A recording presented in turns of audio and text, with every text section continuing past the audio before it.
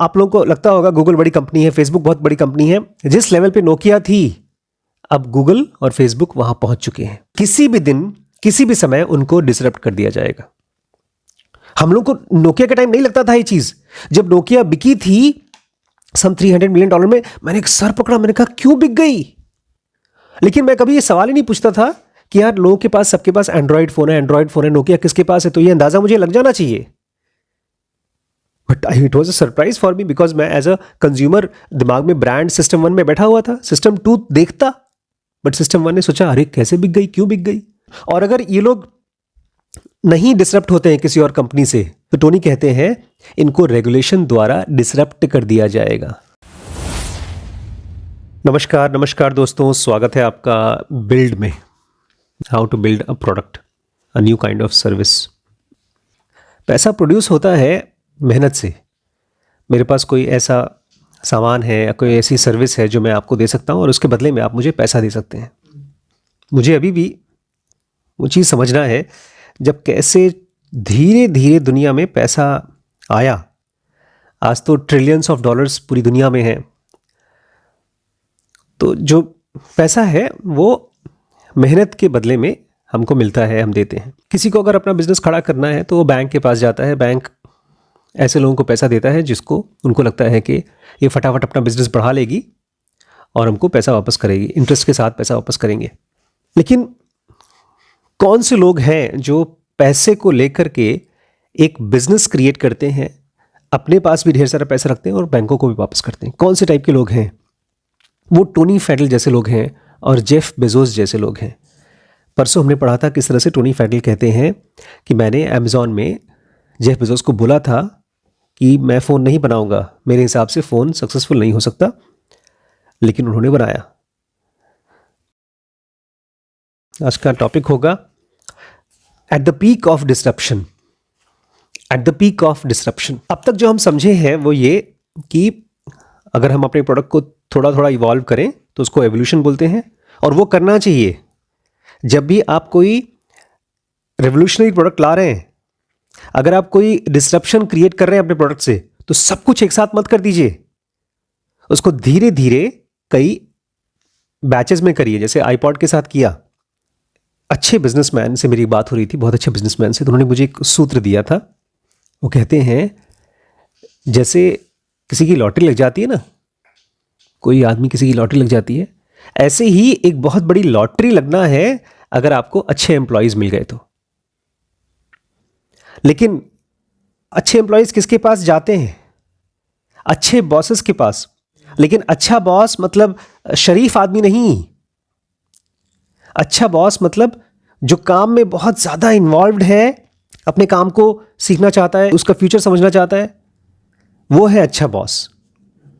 क्योंकि जो आदमी कर्मठ है, मेहनती है, जिसको अपनी मेहनत का पैसा चाहिए, ऐसे लोग खोजता है, ऐसी जगह खोजता है जहां पर उसको और सही मेहनत करने के लिए लोग मिले। तो you have to be a great employee, a great boss to get very good team. इसलिए मुझे लगता है बड़ी किस्मत की बात कि मेरे पास दिलीप, अनिकेत, सुधीर या जो भी बच्चे मेरे साथ काम कर रहे हैं लंबे समय तक के लिए, अगर वो मेरे साथ टिक पाते हैं तो मुझे बड़ी किस्मत की बात लगती है। तो एक बात ये ध्यान रखिएगा कि you have to be a really good passionate, energetic, hard working. Otherwise आप सक्सेसफुल ना तो एज एन एम्प्लॉय हो सकते हैं, ना ही तो एज अ बॉस हो सकते हैं। और दूसरी बात आज की, at the peak of disruption. मान लीजिए आपने कोई प्रोडक्ट बनाया और आप पहुंच गए हैं एक ऐसी जगह पर जहां पर आपका बिगेस्ट मार्केट शेयर है, जैसे नोकिया पहुंची। इसका एक और मतलब है। इसका मतलब यह है कि आप कैल्सिफाइड होते जा रहे हैं और स्टैग्नेंट होते जा रहे हैं। पता है कैल्सिफाइड क्या होता है? हमारे यहाँ बहुत से पेशेंट आते हैं जो 50-60 ईयर्स की एज में, उनके यूट्रस में गांठें होती हैं, मतलब फाइब्रॉइड होती है, और वो फाइब्रॉइड के चारों तरफ में कैल्शियम जमा हो जाता है, उसको बोलते हैं कैल्सिफाइड। बॉडी का बहुत ही अच्छा सिस्टम है। बॉडी जो चीज़ बीमारियां होती हैं उसको रोकने की कोशिश करती है, और कैल्सिफिकेशन वो उसका फाइनल तरीका है उसको रोकने का, उसको ख़त्म करने का। तो कैल्सिफाइड मतलब अब आप और ग्रो नहीं कर सकते। स्टैग्नेंट मतलब अब आप ग्रो नहीं कर सकते। तो अगर आप मार्केट में पीक शेयर में पहुंच गए, आपका बिगेस्ट मार्केट शेयर हो गया है किसी इंडस्ट्री में, तो इसका मतलब आप एक ऐसे लेवल पर पहुंच गए हैं जहां पर अब आप और ग्रो नहीं कर सकते। तो अब ये टाइम कौन सा टाइम है? और गहरे घुसो अपनी कंपनी में। और इसमें तो लिखा है किक योर ओन एस, अपने आप को ही लात मारो। जैसे गौरी गई आज कॉलेज गई, मैंने पूछा क्या सीखा क्या पढ़ा, तो उसने कहा 2 क्लास चली। एक में तो कुछ उन्होंने क्या कराया, नोट्स लिखाया, और दूसरे में कुछ पढ़ाया। आज मैं यहाँ पर जब बैठ करके दिन में बनाने के लिए सोच रहा था वीसी का वीडियो, तो मुझे बड़ा याद आ रही थी आप लोगों की। आप लोग होते तो बहुत अच्छा क्लास बन जाता। फिर मैंने सोचा आप लोगों की शाम को किक योर एस करूँगा। किक योर एस मतलब धक्का मारूंगा। क्या सीखा क्या पढ़ा आज? अगर नहीं पढ़ा नहीं सीखा तो स्टैग्नेट होकर कैल्सिफाइड होकर खत्म हो जाएंगे। और जब लोग जब कैल्सिफाइड होते, पता है क्या करते हैं वो लोग? मैं जब नीचे अंदर घुस रहा था ना, ऊपर से नीचे आ रहा था, ढेर सारे पेशेंट बैठे थे, और कुछ लोग ऐसे थे जो पेशेंट के रिलेटिव, जो खाली बैठे लोग, वो लोग क्या कर रहे थे पता है? वो फ़ोन में भी फेसबुक के शॉर्ट्स देख रहे थे। खासतौर से फेसबुक के शॉर्ट्स देख रहे थे, बिकॉज यूट्यूब के शॉर्ट्स देखने के लिए थोड़ा तो बुद्धि लगानी पड़ेगी। यूट्यूब में वीडियोस के लिए थोड़ा सर्च वर्च करना पड़ता है, फेसबुक में कोई सर्च नहीं करना। फेसबुक एक अल्टीमेट न्यूज़पेपर है। पहले के न्यूज़पेपर खोलो, कुछ ना कुछ देखो, अब कुछ ना कुछ तो देखो। वैसे भी कौन सा बहुत ज्ञान की बातें चाहिए होती है, एक आदमी खाली बैठा है उसको एंटरटेनमेंट चाहिए, तो वही वो कैल्सिफाइड हो रहा है, धीरे धीरे वो कैल्सिफाइड हो रहा है। इसलिए it's time for you people to kick your own asses. और अब आप लोगों को लगता होगा गूगल बड़ी कंपनी है, फेसबुक बहुत बड़ी कंपनी है। जिस लेवल पे नोकिया थी, अब गूगल और फेसबुक वहां पहुंच चुके हैं। किसी भी दिन किसी भी समय उनको डिसरप्ट कर दिया जाएगा। हम लोग को नोकिया के टाइम नहीं लगता था ये चीज। जब नोकिया बिकी थी सम $300 मिलियन में, मैंने एक सर पकड़ा, मैंने कहा क्यों बिक गई? लेकिन मैं कभी ये सवाल ही नहीं पूछता था कि यार लोगों के पास, सबके पास एंड्रॉइड फोन है, नोकिया किसके पास है? तो ये अंदाजा मुझे लग जाना चाहिए। But it was a surprise for me, because मैं एज अ कंज्यूमर दिमाग में ब्रांड सिस्टम 1 में बैठा हुआ था, सिस्टम 2 देखता, बट सिस्टम 1 ने सोचा अरे कैसे बिक गई, क्यों बिक गई? और अगर ये लोग नहीं डिसरप्ट होते हैं किसी और कंपनी से, तो टोनी कहते हैं इनको रेगुलेशन द्वारा डिसरप्ट कर दिया जाएगा, फोर्स किया जाएगा। हाँ, अगर बहुत बड़ी कंपनी हो गई जो मार्केट को मोनोपोलाइज कर रही है, तो उनको भी रेगुलेशन काट काट के अलग अलग पीसेस में कर देगी, जैसे जी को किया। 3 कंपनीज के बारे में हम लोग पढ़ेंगे, टेस्ला, माइक्रोसॉफ्ट और नेस्ट। टेस्ला भी उसी ट्रैप में फंस सकता था जैसे जिसमें गूगल और फेसबुक फंसे हुए हैं। सबसे पहले तो टेस्ला ने एक बहुत बड़ा सा डिसरप्शन किया। उन्होंने पूरी की पूरी ऑटो इंडस्ट्री को रेवोल्यूशनाइज कर दिया। पहली बार इतिहास में इलेक्ट्रिकल व्हीकल, ईवी कार्स को जनरल पब्लिक के लिए, पैसे वालों के लिए एक अट्रैक्टिव ऑप्शन बना दिया। लेकिन जब टेस्ला ने ईवी कार्स बना दिया, सबको पसंद आ गया, तब धीरे धीरे सारी की सारी गाड़ियाँ, जितनी भी बड़ी बड़ी गाड़ियाँ थी, वो पीछे थोड़ी रुकती, उनको भी ईवी बनाना था। तो उन्होंने नए नए टाइप के व्हीकल्स बनाए, जैसे मॉडल्स बनाए, मॉडल एक्स तो एक है, ट्रक्स बनाए, या जो भी अलग अलग टाइप के। और उन्होंने अपने खुद के चार्जिंग नेटवर्क्स बनाए। उसका एक देखिएगा, बड़ा खूबसूरत सा चार्जिंग नेटवर्क है, सांप की तरह निकलता है और गाड़ी के अंदर घुस जाता है। देखा है आपने? वीडियो देखना उसका। उनका अपना खुद का रिटेल, उनका खुद का सर्विस, उनकी खुद की बैटरीज, उनका खुद का सप्लाई चेन। मैं इसलिए रिपीट कर रहा हूं ताकि आप इन वर्ड्स को पकड़ें। उनका चार्जिंग नेटवर्क, उनका रिटेल, उनका सर्विस, उनकी बैटरीज, उनका सप्लाई चेन, ये सब टेस्ला ने अपना खुद का नया बनाया। ये क्या कर रही है टेस्ला? ये टेस्ला ऐसा कुछ कर रही है कि अच्छा ठीक है, तुम्हें हमें डिसरप्ट करना है, कोई नई कंपनी आकर के हमको चेंज करेगी, हटाएगी, कोई बात नहीं, सब कुछ नए तरीके से करो जैसे हम कर रहे हैं। हमारा अपना खुद का खाली प्रोडक्ट नहीं, हमारी कार नहीं, या तो जैसे बाकी लोग करते हैं, कार अपना बना दिया और शोरूम दे दिए बाकी लोगों को, तुम लोग बेचो। ऐसा नहीं कर रहे हैं लोग, खुद का सब कुछ, सप्लाई चेन, बैटरी, सर्विस, सब कुछ खुद का ही बना रहे हैं। तो इनको डिस्टर्ब करना हो तो पूरा का पूरा चेन, पूरा का पूरा ऑपरेशन डिस्टर्ब करना पड़ेगा। अगर मान लीजिए, आज सुनने में भी आया है मर्सिडीज अपनी खुद की ईवी लेकर आ रही है, तो सब जगह जब ईवी आ जाएगी तब लोग फोकस करेंगे कि कौन सी कंपनी सबसे अच्छी है, उस पर इन्हीं सब फैक्टर से, जिसका अपना सब कुछ अपना है जैसे इनका है, तो कंपटीशन में ये लोग आगे रहेंगे। पॉइंट समझिए। अगर आप डिसरप्टर हैं तो आपको अपने आप को उस पीक लेवल पहुंचने के बाद अगर खत्म नहीं होना है तो उसके लिए पहले से तैयारी करनी पड़ेगी। कोई नया डिसरप्टर आकर के आपको हटा देगा। ये तो टेस्ला नई कंपनी थी। अब एक पुरानी कंपनी जो ऑलमोस्ट खत्म होते होते रह गई, उसके बारे में सुनिए, माइक्रोसॉफ्ट। सालों तक माइक्रोसॉफ्ट के लिए जो मेन सोर्स ऑफ रेवेन्यू था, जो पैसा कमाती थी, वो विंडोज बेचती थी बड़ी बड़ी कॉरपोरेशंस को, बड़ी बड़ी कंपनीज को। आम आदमी को नहीं, आम आदमी तो फ्री में विंडोज लेके जाता था, पायरेटेड कॉपीज, बड़ी बड़ी कंपनीज को। ये एक ऐसी कंपनी थी जिसमें सेल्स से ड्राइव होती थी, मतलब सामान उनकी, विंडोज बेचो विंडोज बेचो विंडोज बेचो, पैसा कमाओ पैसा कमाओ पैसा कमाओ, बन गया विंडोज। थोड़ा बहुत अपग्रेड करके विंडोज 1, विंडोज 2, विंडोज 3, ऐसे करते करते कितने विंडोज आ चुके हैं अब तक? 11। लेकिन ये कंपनी कैसी नहीं थी, ये प्रोडक्ट ड्रिवन नहीं थी। नए नए प्रोडक्ट बनाना जैसे कि एप्पल करती है, ऐसी कंपनी नहीं थी। तो देखा जाए तो इनके प्रोडक्ट में कोई बहुत बदलाव नहीं आया। सालों साल तक इंटरनेट आ गया, सब कुछ दुनिया में बदलने लगा, लेकिन इनका प्रोडक्ट बहुत ज़्यादा बदला नहीं। सबको दिख रहा था कि माइक्रोसॉफ्ट का जो बिजनेस मॉडल है अब धीमे धीमे खत्म हो रहा है, फिर भी इनका प्रोडक्ट वैसे के वैसे ही बिक रहा था, चल रहा था। ये लोग धीरे धीरे खत्म होने के कगार पे थे और लोग इनको बोल भी रहे, भैया कुछ तो बदलो। कंपनीज, दूसरी कंपनीज क्या बोलती थी, डायनासोर है ये, ठीक है चल रहा है, विंडोज बिक रहा है, बट धीरे धीरे एक्सटिंक्ट हो ही जाएंगे क्योंकि ये प्रोडक्ट बहुत दिन तक चलेगा नहीं। लेकिन फिर फाइनली आया सत्या नडेला और उसने हिलाया झकझोरा, और उसने और भी प्रोडक्ट्स और बिजनेस मॉडल के ऊपर ध्यान देने के लिए बोला। और फिर वहां से माइक्रोसॉफ्ट ब्रांच आउट हुआ, एक नया माइक्रोसॉफ्ट निकला। और ऐसा नहीं है कि उन्होंने गलतियां नहीं की, तो माइक्रोसॉफ्ट ने ढेर सारे फेल्ड प्रोडक्ट्स बनाए, तो बहुत से ब्रांचेस निकाली और बहुत सी ब्रांचेस टूट गई, लेकिन बहुत से ब्रांचेस ने फल भी दिया। उसमें से एक ब्रांच है surface products, touch screen computers. तो उसमें से एक बहुत सक्सेसफुल ब्रांच आउट है माइक्रोसॉफ्ट का टच स्क्रीन कंप्यूटर्स, और एक और है एज्योर क्लाउड कंप्यूटिंग। गौरी बोलिए एक बार, एज्योर। अश्योर को ही अज्योर वर्ड बनाया है, अश्योर को अज्योर क्लाउड कंप्यूटिंग। लेकिन ऐसी ही एक बहुत सक्सेसफुल ब्रांच आउट है माइक्रोसॉफ्ट की, एज्योर।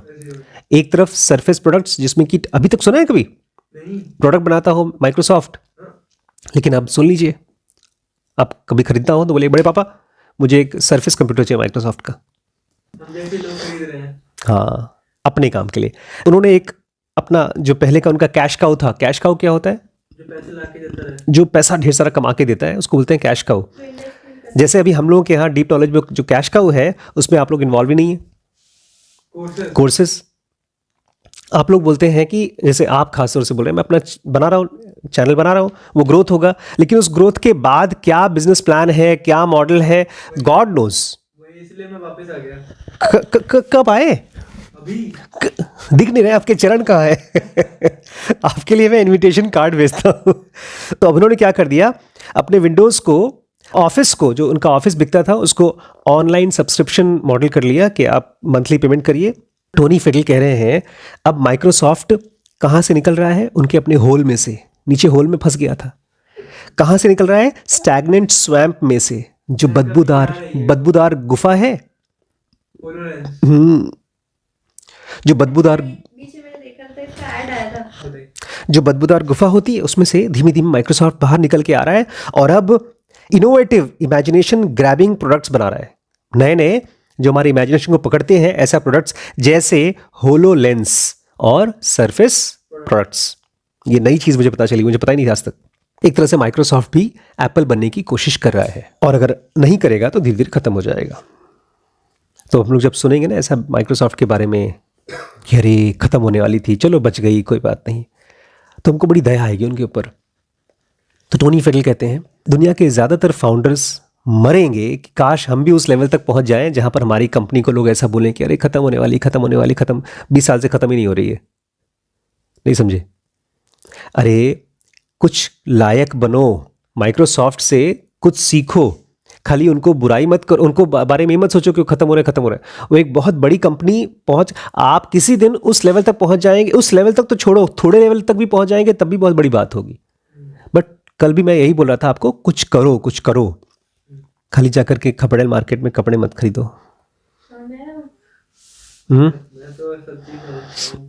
जिस लेवल तक माइक्रोसॉफ्ट या नोकिया जैसी कंपनीज पहुंच गई, तुम लोग कोई नहीं पहुंचता, ऑलमोस्ट नोबडी पहुंचता है दैट फार उस हद तक तो कोई नहीं पहुंचता। कह रहे ज़्यादातर जो लोग होते हैं जब बिजनेस करने की कोशिश करते हैं तो पहले स्टेप में ही स्टॉल आउट हो जाते हैं। स्टॉल मतलब नीचे गिर जाते हैं। अरे आज सुबह जीआईएफ दिखाया था मैंने आपको। हाँ, एवरेस्ट क्रिएटर और क्रिएटर नाउ क्रिएटर।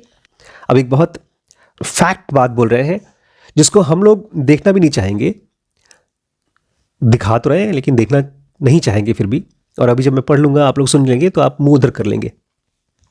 ये कहना आसान है कि कुछ बदलो, नया कुछ करो, नया क्रिएट करो, नया प्रोडक्ट बनाओ, ये कहना आसान है, लेकिन क्या चीज़ मुश्किल है? बहुत मुश्किल है कि आप एक ऐसा ग्रेट आइडिया खोजो और उसको एग्जीक्यूट करो ताकि कस्टमर के साथ वो डायरेक्टली कनेक्ट कर सके। जब इसने ये सेंटेंस बोला तो मुझे लगा कि बात तो सही है यार, कितने ग्रेट प्रोडक्ट्स हम लोग यूज़ करते हैं, ऐसे प्रोडक्ट्स जिनको हमको रिप्लेस करने का मन ही नहीं करता, बहुत कम है।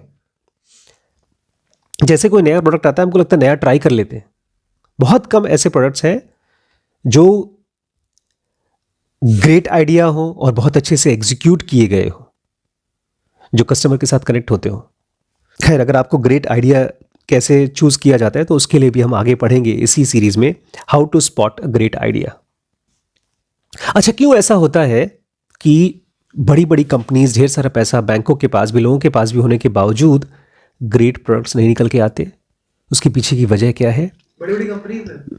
कहीं पर भी ऐसा तो है नहीं कि आज हमारे पास पैसे नहीं है तो लोगों के पास पैसे नहीं है। बड़ी बड़ी कंपनीज में पैसे तो हैं ही, फिर भी क्यों नहीं आते ग्रेट प्रोडक्ट्स? एप्पल जैसे प्रोडक्ट्स इतने कम क्यों हैं? वो इसलिए क्योंकि केवल एक बहुत अच्छा डिसरप्शन कर दिया तो वो काफ़ी नहीं होता। आप जब कोई प्रोडक्ट बनाते हैं, नया डिसरप्टिव प्रोडक्ट, तो आपको ऐसी चीज़ें भी डिसरप्ट करनी पड़ेंगी जिसको आपने कभी सोचा ही नहीं। अब नेस्ट की बात आती है। नेस्ट कंपनी थर्मोस्टेट बोलते हैं अगर हमने केवल हार्डवेयर बना दिया, जो नया हार्डवेयर बना दिया, पुराना जो हनीवेल जैसी कंपनीज थी उनसे बेहतर हमने बना दिया होता तो हम फेल हो गए होते। और इनके जो नेस्ट का प्रोडक्ट है उसको बोलते हैं नेस्ट लर्निंग थर्मोस्टेट। वो सीखता रहता है आपके हैबिट से, आपने कम किया, ज़्यादा किया, तो वो सेंस करने की कोशिश करता है कि आपका फेवरेट टेम्परेचर कौन सा है। एक तरह से एआई बेस्ड थर्मोस्टेट है, लेकिन उसको बनाने के बावजूद भी बोलते हैं हम फेल हो जाते हैं। हमने कुछ ऐसा इनोवेशन किया जो बाकी लोगों ने नहीं किया, अब जो हमको पहले इमेजिन में नहीं था कि हमको ये सब भी सीखना पड़ेगा। अब प्रॉब्लम समझिए इनकी, नेस्ट वालों की। जो सबसे मुश्किल चीज़ है बिजनेस में वो है सेल्स एंड डिस्ट्रीब्यूशन। आज मैं बॉम्बे और बैंगलोर दोनों जगह जा रहा हूँ, लेकिन मुझे कोई आइडिया नहीं है कि सेल्स कैसे होगा, प्रॉबेबल कस्टमर्स के पास हम कैसे पहुँचेंगे। सेल्स एंड डिस्ट्रीब्यूशन, और एक बार वो आ गए, ढेर सारे कस्टमर्स आ गए, तो हम अपने प्रोडक्ट उन तक कैसे पहुँचाएंगे? हमारे पास अपना ऐप तो है लेकिन वो भी बहुत अच्छा नहीं है।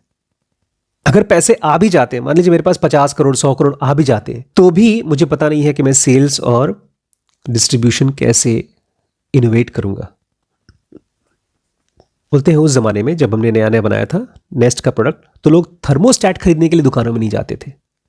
आप जाएंगे, भैया एक थर्मोस्टेट चाहिए, मेरे घर में ना थोड़ी सर्दी ज़्यादा होती है, गर्मी ज़्यादा होती है, इसलिए थर्मोस्टेट चाहिए। थर्मोस्टेट होता ही नहीं भाई। अगर आप किसी हार्डवेयर स्टोर में जाते हैं तो वहाँ पर थर्मोस्टेट मिलता था, लेकिन उनको जानबूझ के कॉम्प्लिकेटेड बनाया गया था ताकि आप उसको खुद ना इंस्टॉल कर सकें। क्यों? एक हमने उस दिन भी पढ़ा था HVAC, आपने उसका कुछ फुल फॉर्म तो देखा नहीं होगा, क्या है? बहुत इजी फुल फॉर्म है, इसलिए बोल रहा हूं मैं। नहीं, हीटिंग वेंटिलेशन एयर कंडीशन।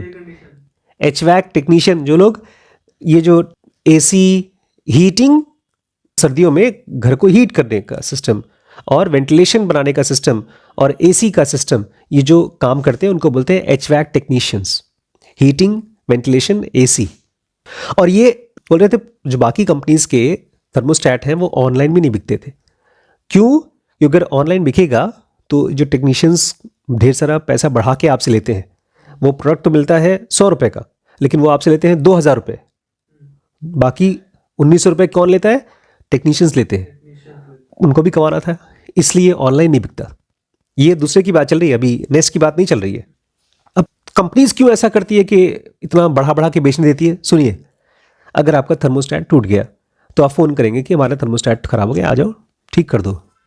तो बोलेगा हाँ सर ठीक कर देते, ये तो ख़राब हो गया, ये पुराना भी हो गया, नया वाला चाहिए आपको, अपग्रेड वर्जन। तो आप खुशी खुशी अपग्रेड वर्जन ले लेंगे, कंपनी का भी फ़ायदा, इस बंदे का भी फ़ायदा। शायद जिसकी आपकी ज़रूरत नहीं थी, फिर भी आपने विन विन किया, खाली आपको लूज बाकी को विन। बट कम से कम आपको भी तो विन विन हो गया, क्योंकि आपका भी खराब हो गया था प्रोडक्ट, तो आपका भी ठीक हो गया। और जितने भी नए नए थर्मोस्टेट बेचते थे इनके टेक्नीशियंस, हनीवेल वाले, उनको एक छोटा सा बोनस देते थे। और आपने ढेर सारे थर्मोस्टेट बिकवा दिए तो आपका एक पॉइंट इकट्ठा हो गया, तो आपको भेजते हैं वेकेशंस पे हवाई में। आपने देखा है? बल्कि हाँ, ऊपर एक भाई साहब आए थे मुझसे मिलने के लिए, तो वो मुझसे मिलते हैं कि मैं लखीमपुर इसलिए आया हूँ क्योंकि मैं कोई इनका कंपनी है, उसमें सामान बेचते हैं, वो टारगेट पूरा हो गया तो उस कंपनी ने इनको नॉर्थ इंडिया में टूर दिया है। ऐसे ही शुक्ला ऑटोमोबाइल्स में अमित है, संदीप है, इन लोगों को टूर्स मिलते हैं, कश्मीर घूमने का टूर, तो कंपनी आपको देती है जब आप टारगेट पूरा कर लेते हो। देखा नहीं, बहुत बार अमित अवार्ड लेते रहते हैं क्योंकि उन्होंने शुक्ला ऑटोमोबाइल में इतने कारें बेची हैं। तो ये एक सिस्टम है, मार्केटिंग टूल, ताकि आप पुश करें उनका नया प्रोडक्ट बेचने के लिए। तो ये कैसा मार्केट है? एक एंट्रेंच्ड मार्केट है, एक ऐसा मार्केट जिसमें कंपटीशन को घुसने नहीं दिया जाता। जो हैवॉक टेक्नीशियंस थे उनको कोई इंसेंटिव नहीं था, हम उनको कोई छुट्टी नहीं देते, कुछ पॉइंट्स नहीं देते कि वो हमारे थर्मोस्टेट को बेचें। बोलते हैं नेस्ट कंपनी जो थी वो छोटी सी कंपनी थी, मतलब हमारी कंपनी, और हनीवेल दसियों साल से टेक्नीशियंस की लॉयल्टी उनके पास थी। अब क्या करें, कैसे बेचें, किसको बेचें? यही सेल्स और डिस्ट्रीब्यूशन सबसे बड़ी प्रॉब्लम है। जब एप्पल ने ये प्रॉब्लम फेस की थी तो उस समय एप्पल भी बहुत छोटी कंपनी थी, और उस समय सबसे बड़ी कंपनी कौन सी थी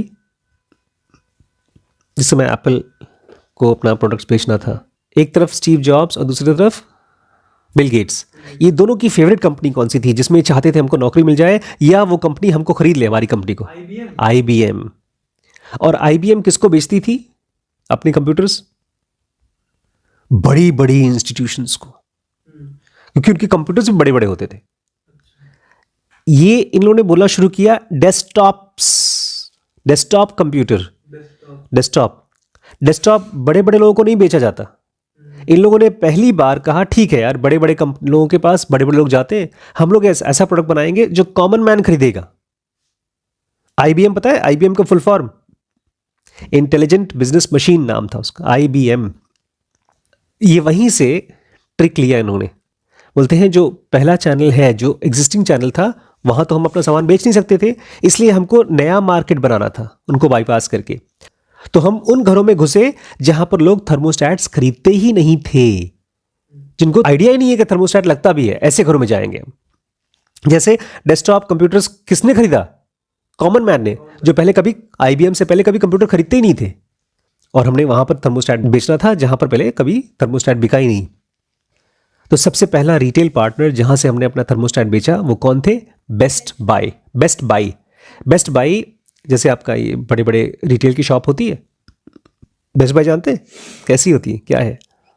रिलायंस का बड़ा सा है वो, रिलायंस डिजिटल, या बड़ी बड़ी शोरूम्स, विशाल मेगा मार्ट, या जो जैकेट था डिकैथलॉन। ऐसे ही इलेक्ट्रॉनिक्स की शोरूम जहां पर टीवी, ACs, VCR, ये सब चीजें बिकती हैं। VCR नहीं बिकती, खैर वो तो पुराने जमाने की। बेस्ट बाई, अब पिक्चर समझ में आ गई? बेस्ट बाई में जहां पर ढेर सारे इलेक्ट्रॉनिक आइटम बिकते हैं, वहां पर ये पहले चैनल पार्टनर हो गए। और एज यूजुअल उनको कोई आइडिया नहीं था कि हम नेस्ट को कहां पर रखें। और ऐसा तो था नहीं कि उनके पास एक आयल बनी हो। आयल मतलब एक गलियारा जहां पर खाली थर्मोस्टेट अलग अलग कंपनी के रखे गए हो। थर्मोस्टेट तो होता ही नहीं था उस समय। लेकिन फिलिप्स में एक बहुत बड़ी मिस्टेक करके टोनी फैटल बोलते हैं, मैंने सीखा था, मैं वही गलती नहीं करने वाला था। क्या गलती की थी? रेगुलेटर में डाल दिया था। और जब वहां पर आईपॉड टाइप का जनरल मैजिक बनाया था तो वही कोने में डाल दिया था, किसी को दिखता भी नहीं था वो। तो प्रोडक्ट नया आया, किसी ने देखा भी नहीं, बिका ही नहीं, वो फेल हो गया। हम ये नहीं चाहते थे कि कहीं स्टीरियो के पीछे, आज भी अगर मैं डिजिटल शोरूम में जाता हूं बहुत से सामान पड़े होते हैं, दिखते नहीं है। अपने देखा तो था, हम लोग मोबाइल की शॉप में गए थे, सूरत में भी गए थे, तो हमने इनको कहा कि हमको थर्मोस्टेट के लिए गलियारा मत बना के दो, हमको बना के दो कनेक्टेड होम आयल। एक ऐसी जगह, अलग से जगह बना के दो जिसको हम नाम ही देंगे कनेक्टेड होम आयल।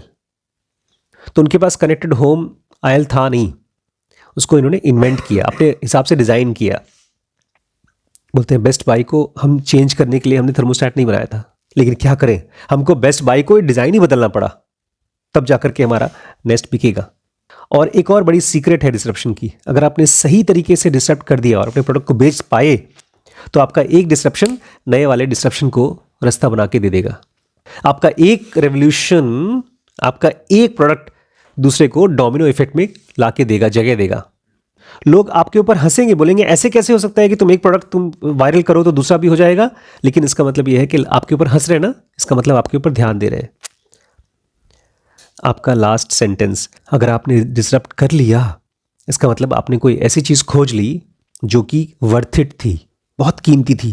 तो आपको क्या करना चाहिए? करते रहना चाहिए, कीप डूइंग इट। तो आज का जो टॉपिक था वो था at the peak of disruption. बड़ी बड़ी कंपनीज भी उस लेवल पर पहुंच जाती हैं जहां पर आप अभी हैं। अभी आप क्या है? कुछ नहीं, खाली At the peak of disruption. हाँ, पीक ऑफ डिसरप्शन पहुंच चुके हैं आप लोग।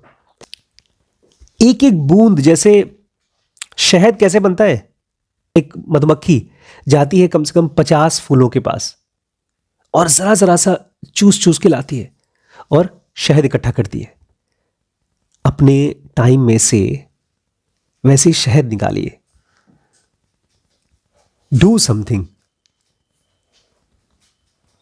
कौन सी वो थी, बूंद बूंद सो घट भरे, कहावत सुनी है बचपन में ना? नहीं सुनी? बूंद बूंद सो घट भरे। खैर इतना सही है।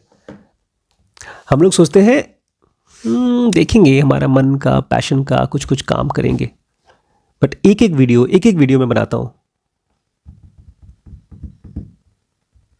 तो हमने आज कंप्लीट कर दिया evolution versus disruption versus execution. अगर आपको मन करे तो इस पूरे वीडियोस को चारों को देखिएगा, कुछ थोड़े बहुत नोट्स बनाइएगा, शॉर्ट्स बनाइएगा, ताकि आप उसको याद रख सकें। नहीं तो मैं तो अपने baby steps, million little things करता ही रहूँगा। मेरे साथ आप हैं तो ठीक, नहीं है कोई बात नहीं।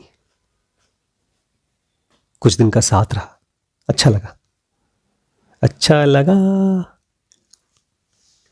Thank you.